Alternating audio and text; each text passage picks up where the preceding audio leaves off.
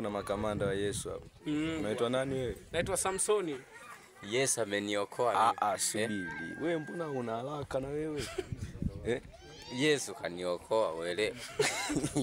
Yesu kakuokoa alafu. Yesu kaniponya. Alipokuokoa kwenye maji au kwenye ni amekuokoa kwenye kaniokoa mwili. Hivi ni mwili. Roho. Afu nyinyi ndio watumishi wa Mungu acheni masiara. So masiara. Sasa sikilizeni kwanza. Umesema unaitwa nani? Naitwa Samson. Jamani nimeona huyu bwana amevaa manyaunyau. Hebu sogea. Bwana, shati unajua ya gharama hii. Na pia amevaa manyaunyau. Shati ya milioni 2. Hivi mic zina.